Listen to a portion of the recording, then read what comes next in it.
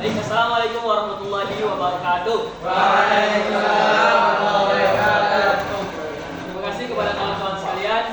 Saya berdiri di sini ingin memaparkan sedikit tentang jurnal ataupun modul tarikh tasrik kita, yaitu judul ke-15, yaitu tentang peran MUI dalam pembentukan hukum Islam.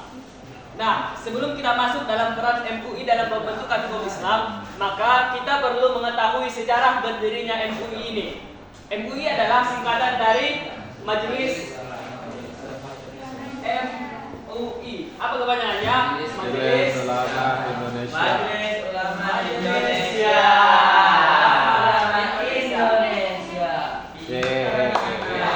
Nah, Majelis Ulama Indonesia ini berdiri pada tahun 1975.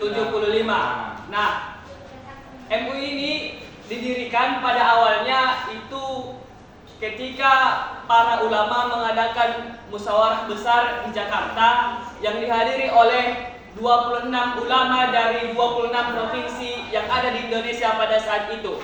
Nah, selain dari 26 ulama ini juga dihadiri oleh petinggi-petinggi besar dari organisasi keagamaan di Indonesia, baik itu dari NU, dari Muhammadiyah, Perti, dan lain-lain sebagainya.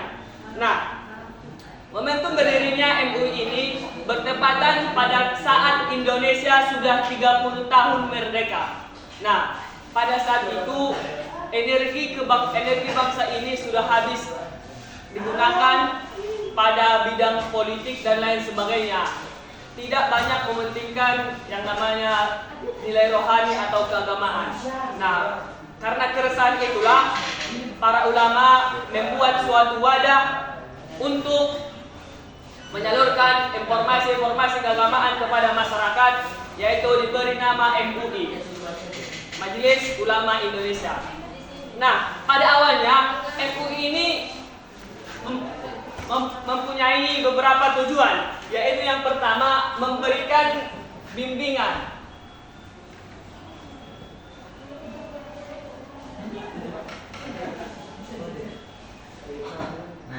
Memberikan bimbingan keagamaan. Nah, MUI ini didirikan, fungsi utamanya yang pertama adalah memberikan bimbingan keagamaan kepada masyarakat, yang dimana pada saat itu nilai-nilai politik itu lebih dipentingkan daripada nilai-nilai keagamaan. Karena pada saat itu memang Indonesia baru masa-masa kebangkitan. Nah, yang kedua adalah memberikan nasihat.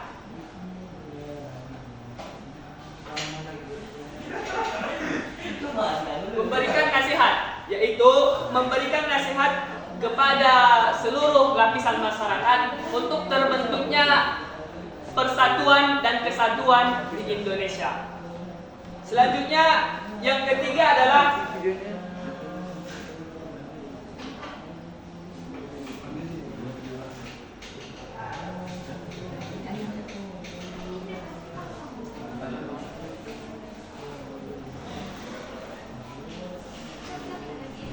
menjadi penyambung antara masyarakat dengan pemerintah. Jadi pada saat itu fungsi utama MUI didirikan yaitu untuk menjadi penghubung antara masyarakat dengan menyampaikan aspirasinya kepada pemerintah. Dan fungsi yang keempat adalah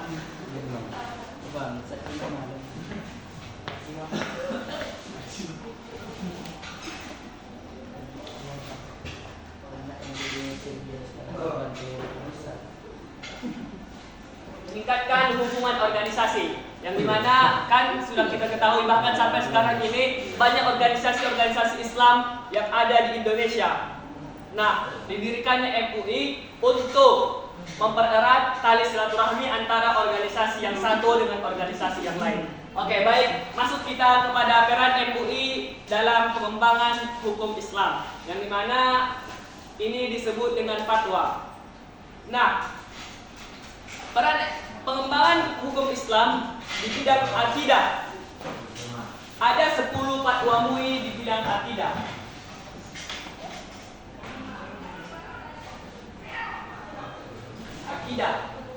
Nah, selain di bidang akidah, ada juga fatwa MUI di bidang ibadah, yaitu ada 19.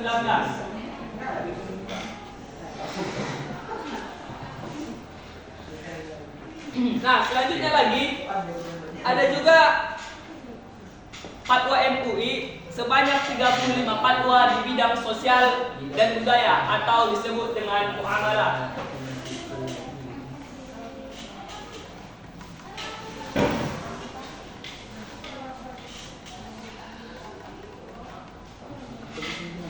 Nah, fatwa MUI ini sudah ada sebanyak 116 fatwa dari tahun 2000 sampai sekarang. Bahkan fatwa MUI ini akan semakin terus bertambah karena banyaknya permasalahan-permasalahan yang didapati di dalam masyarakat. Selain itu, ada juga beberapa fatwa MUI yang sudah bertransportasi menjadi undang-undang. Nah, di antaranya yang pertama adalah rancangan undang-undang jaminan produk halal, yang dimana MUI itu mempunyai peran penting dalam menentukan suatu produk itu halal atau haramnya yang bisa diedarkan di dalam masyarakat. Yang kedua, Undang-Undang Nomor 21 Tahun 2008 tentang perbankan syariah. Nah, MUI juga mempunyai fatwa tentang pembentukan bank syariah. Nah, yang ketiga, Undang-Undang Nomor 44 Tahun 2008 tentang pornografi. Nah, yang keempat, Peraturan Pemerintah Nomor 15 Tahun 2014 tentang syarat dan tata cara perizinan pembuatan dan penyebaran luasan produk pornografi. Dan masih banyak lagi di sini tercatat 17 fatwa MUI yang sudah beralih dari fatwa menjadi undang-undang atau perda, peraturan daerah. Mungkin cukup sekian yang dapat saya sampaikan. Jika ada yang ingin bertanya, saya persilahkan. Baik, kepada saudara Al-Fajri dipersilahkan. Baiklah, saya ingin bertanya kepada pemateri, bagaimana langkah-langkah MUI dalam menetapkan sebuah fatwa? Terima kasih. Baik, pertanyaan dari kawan kita tadi, bagaimanakah MUI dalam menetapkan sebuah fatwa? Nah, MUI itu merujuk pada kaidah-kaidah yang telah dibuat oleh para ulama, merujuk kepada fikih-fikih terdahulu pada teks Al-Quran, Sunnah, Ijma', Qiyas, Ihtisab, Maslih Al-Mursalah, Sad Al-Diro'ah, dan lain sebagainya. Baik, Anda ingin bertanya kepada saudara Azhar, persilahkan. Izin kepada pemateri. Iya. Saya ingin bertanya kepada Anda. Ada berapa fatwa seputar akidah? Nah, Baik, pertanyaan dari sahabat Azhar tadi, ada berapakah fatwa MUI seputar akidah? Nah, di sini sudah saya tuliskan ada 10 fatwa MUI tentang akidah, yang dimana isinya adalah memberikan kepastian hukum bagi umat Islam untuk mendorong pemerintah mengawal fatwa MUI untuk membuat regulasi dan menyelesaikan persoalan-persoalan yang terkait dengan akidah. Sekian.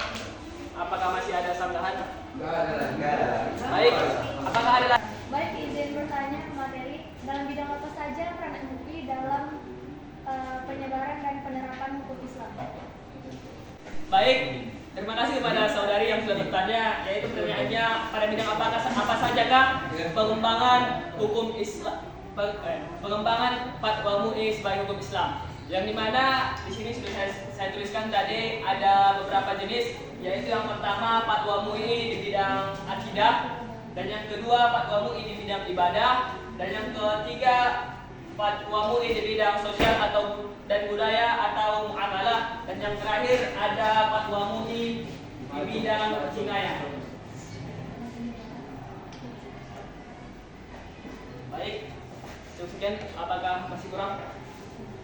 Baik, terima kasih. Karena telah selesai pemaparan materi dari saya cukupkan di sini. Wal akhir, assalamualaikum warahmatullahi wabarakatuh.